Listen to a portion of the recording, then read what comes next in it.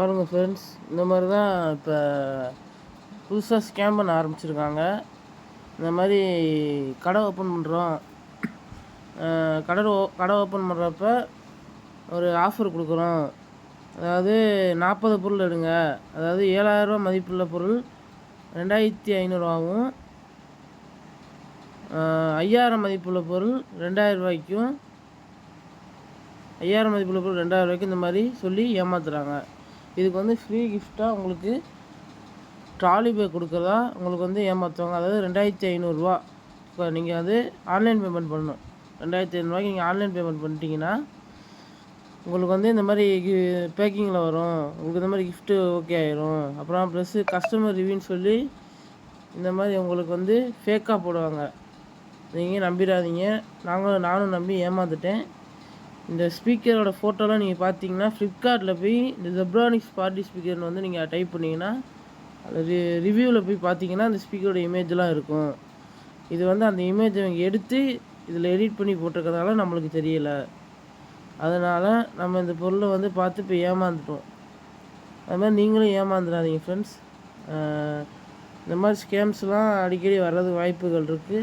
ஏன்னா இது நம்மளாக போய் பார்க்குறதுக்கு இன்ஸ்டாகிராமில் இந்த மாதிரி ப்ரொஃபைலில் போட்டு இந்த மாதிரி உங்களை ஏமாத்துறதுக்கு ஃபோன் பண்ணுவாங்க.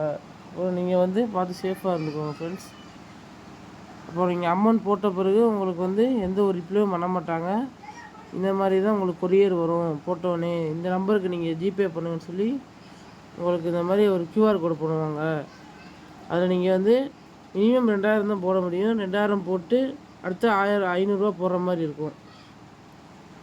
அதை கொஞ்சம் சேஃபாக பார்த்து இருந்துக்கோங்க. நானும் இந்த மாதிரி தான் போட்டு ஏமாந்துட்டேன். அவங்க ப்ரூஃப் காட்டுறாங்க, இந்த மாதிரி போட்டிருக்காங்க அஜித் குமார்னு சொல்லி. இந்த ஒருத்தர் மட்டும்தான் போட்ட மாதிரி காட்டிருக்காங்க. மற்றதெல்லாம் ஃபேக்கு. பார்க்கறதுல ஒரிஜினலாக தான் இருக்கும். அவங்களுக்குள்ளேயே இந்த மாதிரி பேமெண்ட் போட்ட மாதிரி ஒரு ஹிஸ்ட்ரியை காட்டி நம்மளை ஏமாத்துறது தான். இந்த மாதிரி பார்த்து கொஞ்சம் சேஃபாக இருந்துக்கோங்க.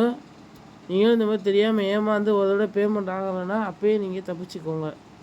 நெக்ஸ்ட் டைம் இதே மாதிரி நீங்கள் போய் ஏமாந்துக்கிட்டிங்கன்னா அவ்வளோதான், ஒன்றும் பண்ண முடியாது.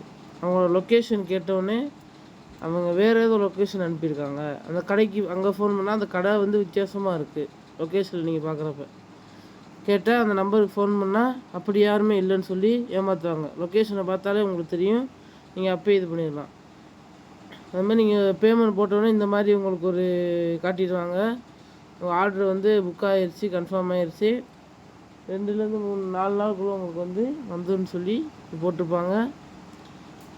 வீடியோ வந்தோடனே நீங்கள் வீடியோ எடுத்து அந்த பாக்ஸ் கரெக்டாக போடுங்க. அப்போ நீங்கள் ரிட்டர்ன் பண்ணுறதுக்கு யூஸ்ஃபுல்லாகும்னு சொல்லி எல்லாம் ஒரிஜினலாக பண்ணுவாங்க. அப்படியே ஒரிஜினலாக வந்து போட்டு இது பண்ணுவாங்க. பேமெண்ட் போட்ட அடுத்த செகண்டு ஒரு மெசேஜ் இருக்காது. நேற்று போட்டு இன்றைக்கி பார்சல் வரும்னாங்க, இன்றைக்கி பார்சல் வரல. கொரியர்லேருந்து காலும் பண்ணல, எதுவும் பண்ணல. எல்லாமே ஃபேக்கு.